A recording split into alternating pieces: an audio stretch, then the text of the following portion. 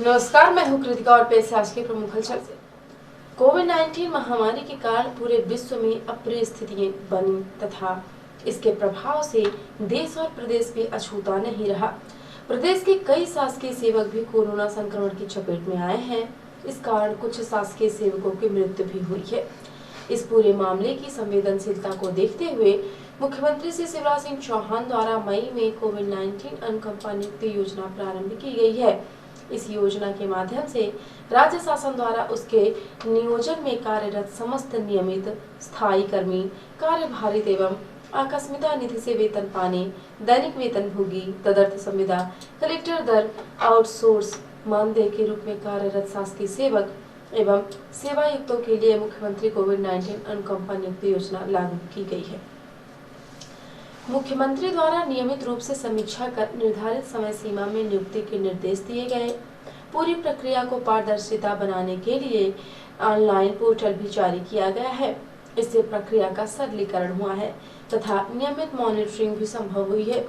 मुख्यमंत्री श्री चौहान की सतत मॉनिटरिंग से आज वर्चुअल माध्यम से प्रदेश में 454 अनुकंपा नियुक्ति से संबंधित नियुक्ति पत्र प्रदान किए गए हैं। सीधी में 11 व्यक्तियों को नियुक्ति पत्र प्रदान किए गए। शिक्षा विभाग में 6 तथा पिछड़ा वर्ग, महिला एवं बाल विकास विभाग, लोक निर्माण विभाग, ई गवर्नेंस एवं महान नहर में एक व्यक्तियों को अनुकंपा नियुक्ति प्रदान की गई है। कार्यक्रम में एनआईसी कक्ष सीधी से कलेक्टर रविंद्र चौधरी, अपर कलेक्टर हर्षल पंचोली, सीईओ जिला पंचायत राहुल नामदेव धोटे सहित योजना से लाभान्वित अभ्यर्थी उपस्थित थे। 30 जुलाई को जिला पुलिस अधीक्षक कार्यालय में जमोड़ी थाना अंतर्गत परम बाबा के चरकी पानी से आए गणेश साहू ने पुलिस अधीक्षक को अपनी समस्या का आवेदन दिया।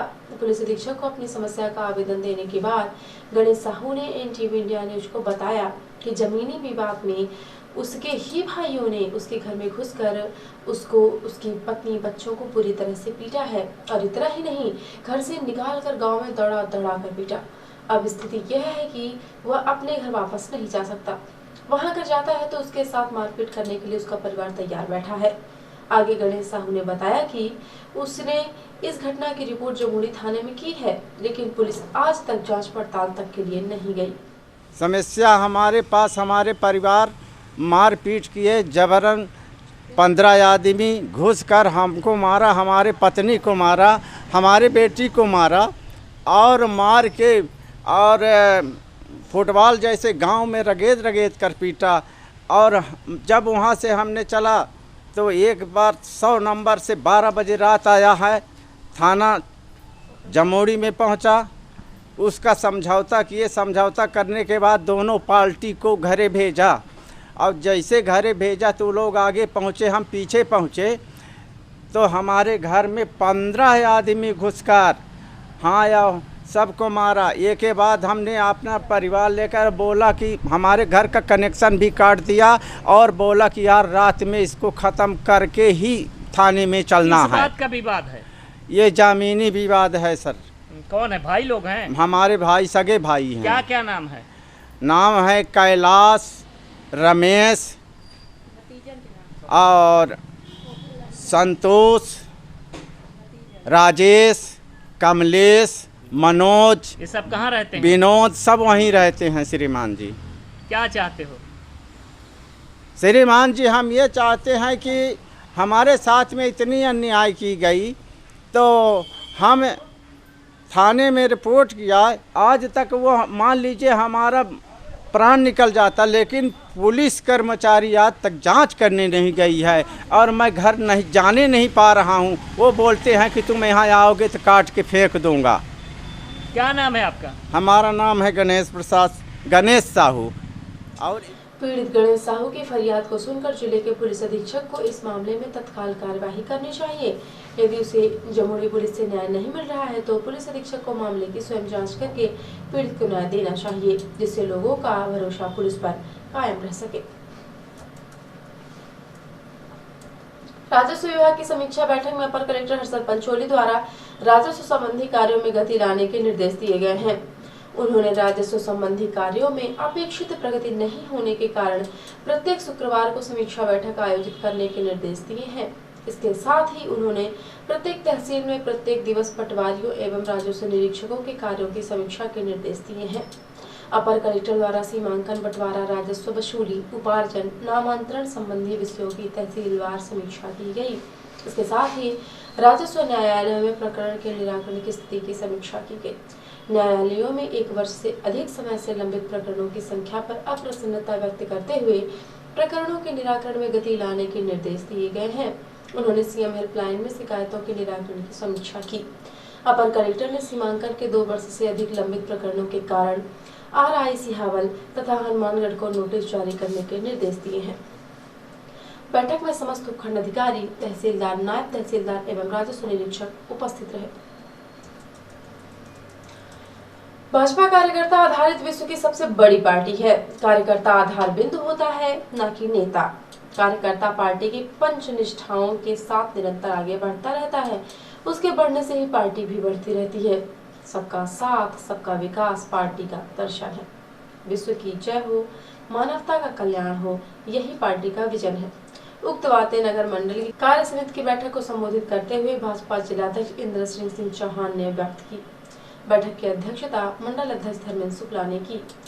बैठक में भाजपा की प्रदेश कार्य समिति के सदस्य डॉक्टर राजेश मिश्रा ने कहा कि प्रदेश की शिवराज एवं केंद्र की मोदी सरकार की उपलब्धियों एवं योजनाओं को जन जन तक पहुंचाएं। पूर्व जन भागीदारी अध्यक्ष गुरुदत्त शरण शुक्ल ने कहा कि भाजपा में सेवा ही संगठन है। बैठक में मंडल के प्रभारी और जिला उपाध्यक्ष देव कुमार सिंह चौहान ने मंडल का लेखा जोखा लिया, तो वहीं वरिष्ठ भाजपा नेता धर्मेंद्र सिंह परिहार ने कार्यकर्ताओं के महत्व पर प्रकाश डाला। पूर्व जिलाध्यक्ष के तिवारी ने दायित्व का महत्व समझाया। वहीं जिला महामंत्री विवेक कोल ने संगठन की योजनाओं को विस्तार से बताया। बैठक में बड़ी संख्या में मंडल पदाधिकारी और कार्यकर्ता उपस्थित रहे। रिपोर्टर हेमानी रौतेला ने बताया है कि नैनीताल में आशाओं की समस्याओं का समाधान करने के लिए चल रहे आंदोलन के तहत सैकड़ों की संख्या में पूरे जिले की आशा वर्कर्स ने एक्टिव से संबद्ध उत्तराखंड आशा हेल्थ वर्कर्स यूनियन के बैनर तले जोरदार प्रदर्शन कर तल्लीताल घाट में एकत्र होकर जिलाधिकारी कार्यालय तक जुलूस निकाला और उत्तराखंड राज्य के मुख्यमंत्री को ज्ञापन भेजा। ज्ञापन में चेतावनी दी गई है कि लंबे समय से काम के बदले मानदेय फिक्स करने की लड़ाई लड़ रही आशाओं को अगर अब भी 1 अगस्त तक सरकार ने आशाओं का आंगनवाड़ी की तरह मानदेय फिक्स नहीं किया और अन्य मांगों पर ध्यान नहीं दिया तो 2 अगस्त से आशाएं कार्य बहिष्कार पर मजबूर होंगी। गौरतलब है कि 23 जुलाई 2021 को आशाओं ने राज्य भर में ब्लॉकों में प्रदर्शन मुख्यमंत्री को ज्ञापन भेजा था, लेकिन सरकार ने एक भी नहीं सुनी। इससे पहले भी लगातार आशाएं अपनी समस्या से भाजपा की राज्य सरकार को 2017 में सरकार बनने के बाद से ही अवगत करा रही हैं, लेकिन आज तक कोई सुनवाई नहीं हुई। एक्टू से संबद्ध उत्तराखंड आशा हेल्थ वर्कर्स यूनियन के व एक्टू से संबद्ध उत्तराखंड आशा स्वास्थ्य कार्यकर्त्री यूनियन के संयुक्त आह्वान पर 30 जुलाई 2021 को पूरे राज्य के जिला मुख्यालयों पर प्रदर्शन किया जा रहा है। तल्लीताल घाट पर हुई संक्षिप्त सभा को संबोधित करते हुए यूनियन की प्रदेश अध्यक्ष कमला कुंजवाल ने कहा कि आशाओं के श्रम का लगातार शोषण खुद सरकार ही कर रही है, लेकिन अब पानी सर के ऊपर गुजर गया है, इसीलिए आशाएं आवा और बंधुआ मजदूरी नहीं करेंगी। उन्होंने कहा है कि पूरे राज्य की आशाएं एक साथ आंदोलन में हैं और इस बार आर पार की लड़ाई लड़ी जाएगी। अपने हक और सम्मान की लड़ाई लड़ रही आशाएं एकता और संघर्ष के बल पर अवश्य जीतेंगी। हमारी जो मांगे हैं, हमारी मुख्य मांगे हैं कि हमें सरकारी कर्मचारी का दर्जा दिया जाए और कोविड भत्ता जो हमें 10,000 रुपये मासिक कह रहे हैं तो मासिक 10,000 रुपये मासिक भत्ता दिया जाए और 50 लाख का स्वास्थ्य बीमा दिया जाए और ये हमारी मुख्य मांगे हैं। अगर ये मांग अगर सरकार हमारी नहीं मानती है तो हम उग्र आंदोलन को बाध्य होंगे और इस बार हम चुनाव में बहिष्कार भी करेंगे। अगर 1 तारीख तक सरकार चेत गई, अगर 1 तारीख में भी अगर सरकार ने घोषणा नहीं करी तो हम 2 तारीख से कार्य बहिष्कार पर चले जाएंगे। यूनियन के प्रदेश महामंत्री डॉक्टर कैलाश पांडे ने कहा कि पहले से ही काम के बोझ तले दबी आशाओं को मोदी सरकार आने के बाद और भी ज्यादा किस्म के विभिन्न कामों में लगा दिया गया है, लेकिन जब काम के बस में वेतन या मानदेय की बात आती है तो आशाओं को स्वैच्छिक कार्यकर्ता बता दिया जाता है। सरकार ने शोषण करने का अद्भुत तरीका खोज निकाला है कि कोविड से लेकर पल्स पोलियो टीकाकरण, मातृ शिशु सुरक्षा, सर्वे गणना, परिवार नियोजन, मलेरिया, डेंगू की जागरूकता के लिए घर घर जाने तक सारे काम आशाओं से कराओ और वेतन की बात आते ही सामाजिक कार्यकर्ता के नाम पर सम्मान देकर इतिश्री कर लो। नए नए तरीके अपनाकर आशाओं का शोषण अब नहीं चलेगा। आशा वर्कर्स अपना अधिकार हासिल करके रहेंगी। नैनीताल से ही रिपोर्टर हिमानी रौतेला ने बताया है कि सभी स्थानीय नगर निकाय कूड़े का डोर टू डोर कलेक्शन, सफाई, सेग्रीगेशन एवं उचित निस्तारण करना सुनिश्चित करें। यह निर्देश मंडलायुक्त श्री सुशील कुमार ने नगर निकाय द्वारा किए जा रहे कार्यों की वीसी के माध्यम से समीक्षा करते हुए दिए। उन्होंने कहा है कि सभी नगर निकाय सफाई व्यवस्था व कूड़ा कलेक्शन पर विशेष ध्यान दें, डोर टू डोर कूड़ा कलेक्शन करें, साथ ही नगर वासियों को भी जागरूक करें ताकि घर से ही कूड़ा पृथक्करण हो सके। उन्होंने कहा है कि कूड़ा कलेक्शन संस्थाओं को और अधिक सक्रिय करते हुए कूड़ा कलेक्शन सुविधाओं को अधिक बेहतर बनाएं ताकि व्यक्ति यूजर चार्जेस आसानी व खुशी से दे। उन्होंने निर्देश दिए हैं कि प्राथमिकता के आधार पर मुख्य बाजारों और कॉमर्शियल क्षेत्रों को बिजनेस बनाया जाए।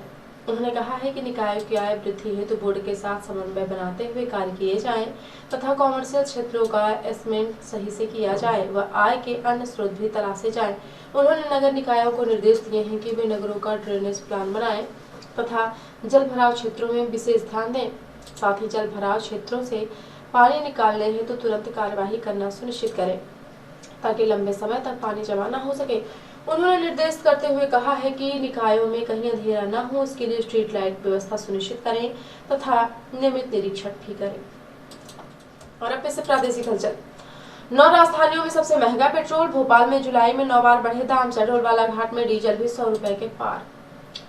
सीएम हाउस पहुंची फर्जी नोट शीट में खुलासा। भोपाल सांसद प्रज्ञा के लेटर हेड और साइन स्कैन किए, सिर्फ तबादले की सिफारिश का मैटर बदला। एमपी का व्यापक घोटाला। कोर्ट में पेश नहीं होने वाले 6 आरोपियों के खिलाफ गिरफ्तार वारंट जारी, 2 को जमानत मिली। और एमपी के 4 संभागों में ऑरेंज अलर्ट। रीवा, ग्वालियर, चंबल और शहडोल में भारी बारिश के साथ बिजली गिरने की चेतावनी। और अब से राष्ट्रीय हलचल।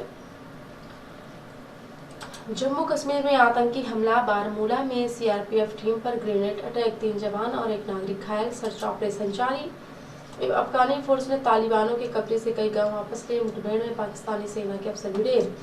Tokyo Olympic PV Sindhu medal से 1 जीत दूर। हॉकी में भारतीय पुरुष और महिला टीम जीती। बॉक्सिंग में भारत का 1 मेडल पक्का। और संसद में जासूसी विवाद का शोर। केंद्रीय मंत्री प्रहलाद जोशी बोले, पेगासस कोई मुद्दा ही नहीं, सरकार जनता के मुद्दों पर चर्चा के लिए तैयार। तो ये थी आज की प्रमुख हलचल। यदि आप न्यूज फेसबुक पर देखते हैं तो पेज को लाइक और फॉलो करें। यूट्यूब पर देखते हैं तो चैनल को लाइक और सब्सक्राइब करना बिल्कुल ना भूलें। आप किसी भी न्यूज को तत्काल पढ़ने के लिए लॉगिन करें www.ntvindianews.com। सीधी एवं बिंदी की प्रत्येक न्यूज का अपडेट अपने फोन पर पाना चाहते हैं तो आप प्ले स्टोर से हमारा app NTV India news download करें और जुड़े रहें अपने आसपास की समस्त गतिविधियों से NTV इंडिया न्यूज के साथ। नमस्कार।